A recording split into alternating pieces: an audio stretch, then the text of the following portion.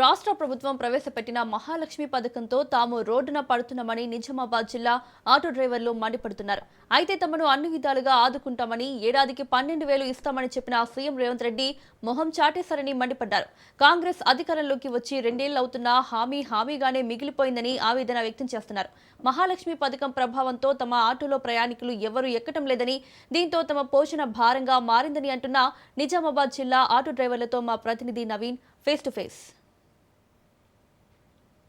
Assembly ఎన్నికల సమయంలో ఇటు కాంగ్రెస్ పార్టీ ఇటు మహిళలకు ఆర్టీసీలు ఉచిత బస్సు ప్రయాణం సౌకర్యం అంటూ కూడా హామీని ఇచ్చింది. అయితే ఎన్నికల గెలిచిన తర్వాత కూడా కాంగ్రెస్ పార్టీ అధికారంలో వచ్చిన తర్వాత ఇటు ఆర్టీసీలో మహిళలకు ఉచిత బస్సు ప్రయాణం కూడా మహాలక్ష్మి పేరుతో కూడా ప్రవేశపెట్టింది. అయితే దీంతో తాము పూర్తిగా రోడ్డున పడుతుందని చెప్పి కూడా ఆర్టీసీ కార్మికులు కొంతకాలంగా కూడా ఆందోళన చేపట్టారు. అయితే వారికి మాత్రం సంవత్సరానికి 12,000 ఇస్తామని చెప్పి తమని అన్ని విధాలా ఆదుకుంటామని చెప్పి కూడా కాంగ్రెస్ పార్టీ సీఎం రేవంత్ రెడ్డి కూడా హామీ ఇచ్చారు. అయితే ఇప్పటికి కూడా 2 సంవత్సరాలు అవుతుంది హామీ ఇచ్చి కూడా ఇంతవరకు వాళ్ళకు సంవత్సరానికి 12,000 ఇస్తున్నారా లేదా తెలుసుకునే ప్రయత్నం చేద్దాం. దీనిపై మొత్తం మాట్లాడడానికి నిజామాబాద్ జిల్లా చెందినటువంటి ఆటో యూనియన్ నాయకులు ఉన్నారు. వీరు అడిగి మరింత తెలుసుకుందాం. చెప్పండి, ఇటు ఎన్నికల సమయంలో ఇచ్చిన మాట ప్రకారం రేవంత్ రెడ్డి ఉచిత బస్సు సౌకర్యం కూడా మహిళలకు అందించింది. దీంతో మీరు ఎలాంటి ప్రాబ్లం ఎదుర్కొంటున్నారో చెప్పండి. మీరు అసలు ఎలక్షన్ మూమెంట్ లో ఇదే ముఖ్యమంత్రి అప్పుడు సీఎం రేవంత్ రెడ్డి ప్రతిపక్ష నాయకుడు ఉండే అప్పుడు ఏం చెప్పిండంటే మహాలక్ష్మి పథకం పెడతాము, ఆటో డ్రైవర్లకు ఇబ్బంది అవుతుంది, మేము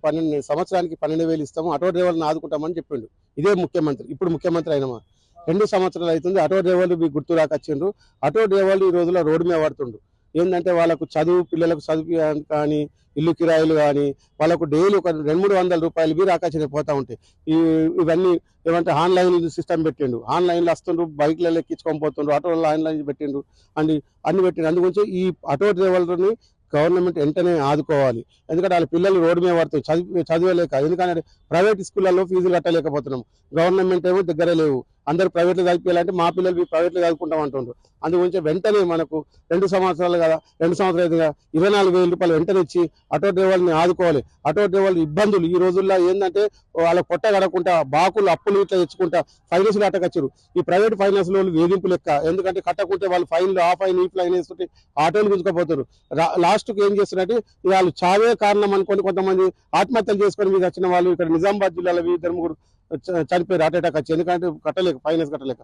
వెంటనే ఈ ముఖ్యమంత్రి 24,000 ఇచ్చి ఈ ఆటో డ్రైవర్లను ఆదుకోవాలి. ఈ ఎలక్షన్ మీద చెప్పిన వాగ్దానాలన్నీ ఇచ్చేయాలని మేము ఆటో డ్రైవర్లుగా మేము డిమాండ్ చేస్తున్నాం గవర్నమెంట్. ఇప్పటివరకు నుంచి ఇప్పటివరకు చాలా పరిస్థితి చాలా హీనంగా మారిపోయింది ఆటో వాళ్ళ నుంచి. ఎందుకంటే ఎన్నికలప్పుడు రేవంత్ రెడ్డి గారు చాలా పెద్దగా హామీ ఇచ్చారు. ఆటో వాళ్ళకు 12,000 ఇస్తానే సంవత్సరానికి. ఇప్పటిదాకా 12,000 కాదు కదా, 12 రూపాయలు కూడా అకౌంట్లో ఎవరికి పడలేదు. దీని గురించి రేవంత్ రెడ్డి గారు ఆలోచించి ఆటో వాళ్ళని తొందరగా ఆదుకోవాలని, లేకపోతే రాబోయే కాలంలో పెద్ద ఎత్తున దీని గురించి ధర్నా చేస్తామని సిఐటి యూనియన్, ఆర్ఎస్పీ పార్టీగా మరియు యూటీయూసీ యూనియన్గా ప్రకటిస్తున్నారు. చెప్పండి, మీరు ఎలా ఉంది పరిస్థితి? ఇప్పుడు ఆంధ్రప్రదేశ్లో కూడా సేమ్ చెప్పారు, అక్కడ కూడా గవర్నమెంట్ కూడా చెప్పిన మాట ప్రకారం సంవత్సరం 12,000 ఇచ్చారు. కానీ ఇక్కడ ఇస్తున్నారా? ఏంటి పరిస్థితి అసలు? ఇప్పటిదాకా 2023 నుంచి రేవంత్ రెడ్డి సర్కార్, కాంగ్రెస్ గవర్నమెంట్ ఇప్పటిదాకా ఇవ్వలేదు. ఎందుకంటే ఆటోలకి బాగా అంటే బాగా కష్టమైనది. పొద్దున్న నుంచి ఆటో నడిపిస్తాడు, 8 నుంచి 10 దాకా ఆటో నడిపిస్తాడు. ఏదైనా జరిగితే ఆటోని పట్టుకుంటారు. ఏదైనా కావాలా అంటే కారు మనకి లోపల రాదు, కానీ ఆటో బయటకు వస్తుంది. ఏదైనా విషయం జరిగితే, ఏదైనా యాక్సిడెంట్ అయితే ఆటో అని పిలిస్తే ఆటో వల్ల తీసుకుపోతాం. యాక్సిడెంట్ కానీ, పేషెంట్ కానీ, ఏదైనా కానీ 4 వీలర్ లోపల రాకొచ్చింది. ఇప్పుడు అంటే ఆటోకి అంత వాల్యూ ఉన్నది. ఇప్పుడు ఈ గవర్నమెంట్ వచ్చిన తర్వాత మనకు 1 రూపాయి కూడా కారోబార్ అయితే లేదు. మళ్ళీ 12,000 ఇస్తా అన్నాడు, ఇప్పటిదాకా ఇవ్వలేదు. 2023 మన రేవంత్ రెడ్డి కాంగ్రెస్ సర్కార్ వచ్చింది, కానీ ఇప్పుడు 3 సంవత్సరం దగ్గర వచ్చింది, ఇప్పటిదాకా ఇవ్వలేదు.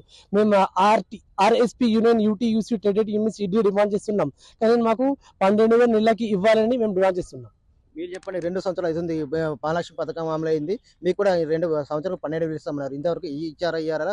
ఈ కాంగ్రెస్ పార్టీ నాయకులు వాడితే ఏమంటున్నారు? ఇప్పటి వరకు 12,000 ఇస్తామని రేవంత్ రెడ్డి గారు చెప్పారు కాబట్టి ఇప్పటికి 2 సంవత్సరాలు అవుతుంది, మాకు ఇవ్వక అమలు చేయలేదు.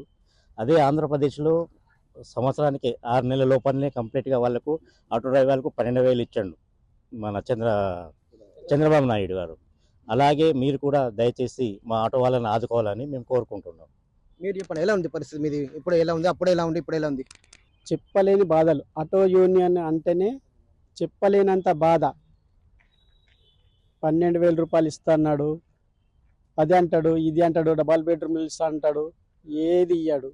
ఇవాళ ఆటో వాడి పరిస్థితి ఎంత ఘోరంగా ఉందంటే చెప్పలేకుండా మింగ లేకుండా కక్క లేకుండా అటువంటి దారుణమైన పరిస్థితి తీసుకొచ్చిండు. బండ్లకు పేపర్ లేకపోతే బండ్లు తీసుకొని ఆర్టీ ఆఫీస్ వెళ్తే ఆ బండిని అక్కడనే పెట్టి అది ఆన్లైన్ చేయించుకొని బ్యాంకులకి డబ్బులు కట్ చేయించుకుంటాడంట. తినడానికి మింగడానికి మెతుకులేదు అయ్యా అంటే ఆ విధంగా చేస్తున్నాడు. మనుషులు ఆటో యూనియన్ బతకాలంటే చాలా ఇబ్బంది ఉంది. కాంగ్రెస్ ఉన్నన్ని రోజులు ఇప్పుడు మళ్ళీ రాస్తుందో రాదో నమ్మకం లేదు. ఒకవేళ వచ్చిందనుకో సగం మంది చచ్చిపోతారు ఆటో యూనియన్లు. ఇప్పటిదాకా 10 మంది చచ్చిపోయారు. ఇప్పుడు నిజామాబాద్ బండ్లు 10 బండ్లు వెళ్తాయి చూడు, ఆ బండ్లకే పేపర్లు లేవు, మిగతా బండ్ల పేపర్లు లేవు. ఎందుకు లేవు? ఇన్సూరెన్స్ 1,200 కట్టాలా, 12,000 కట్టాలా, ఫిట్నెస్ కట్టాలా, పర్మిట్ కట్టాలా, ఏది లేకున్నా బాధనే, పొల్యూషన్ లేకున్నా బాధనే, బండి మెయింటెనెన్స్ ఉంటుంది, స్కూల్ పిల్లలు, ఇండ్ల కిరాయిలు, ఇల్లు గడవాలంటేనే ఎంతో ఇబ్బంది అయిన రోజులల్లా మాకు ఇంత టార్చర్ పెడుతున్నాడు. మళ్ళా మీరు చెప్పండి అన్న, ఎలా ఉంది పరిస్థితి మీది? మహాలక్ష్మి పథకం మీ మీద ఎలా ఉంది ప్రభావం చెప్పండి. మాకు సీఎం రేవంత్ రెడ్డి గారు మా ఆటోలు సరిగా నడుస్తలేవు. మాకు అసలు తిందామంటే కూడా మాకు ఏం దోస్తలేదు. ఈఎంఐలు కట్టాలి, బండి ఈఎంఐలు ఉన్నాయి, అట్లనే స్కూల్ పిల్లల పైసలు, రెంటు కిరాయి, అందరికీ హౌస్ రెంట్, ఎవరు కూడా సొంత ఇల్లు లేవు మాకు. ప్రస్తుతం 20-25 సంవత్సరాల నుంచి ఇక్కడనే నివసిస్తున్నాం అందరం మేము.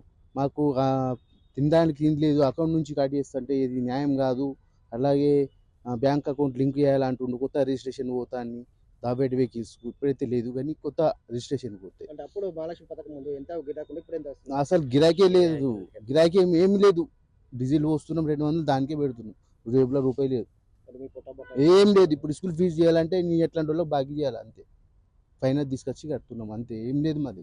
ఏదైతే మహాలక్ష్మి ద్వారా తాము పూర్తిగా రోడ్డు మీద పడుతున్నామని చెప్తున్నారు. ఇది ఇప్పుడు ఇప్పటికీ రాష్ట్ర ప్రభుత్వం అధికంలో వచ్చి 2 సంవత్సరాలు అవుతుంది. ఇంతవరకు కూడా ఇచ్చిన హామీ ప్రకారం సంవత్సరం 12,000 కూడా ఇంతవరకు ఇవ్వలేదని చెప్పి ప్రధానంగా పక్కన ఉన్నట్టు మా ఆంధ్రప్రదేశ్లో కూడా అక్కడ ఉన్నట్టు ప్రభుత్వం ఇచ్చారని చెప్పి తాము దీని ఇస్తే ఎంతో కొంత తమకు ఊరట ఉంటుందని చెప్పి కూడా తమ పిల్లలు కూడా చదువుకునే పరిస్థితి ఉందని చెప్పి తాము పూర్తిగా రోడ్డు మీద పడుతున్నామని చెప్పి ప్రధానంగా చెప్తున్నారు. కనీసం రాష్ట్ర ప్రభుత్వం తమ బండ్ల కూడా ఫిట్నెస్ ఫ్రీగా ఇవ్వాలని చెప్పి కూడా ప్రధానంగా కోరుతున్నారు. లేకుంటే మాత్రం ఖచ్చితంగా 40 రోజుల్లో ఆందోళన బాట పడతామని చెప్పి కూడా ఆటో యూనియన్ నాయకులు చెప్తున్న పరిస్థితి మాత్రం ఉందని చెప్పారు.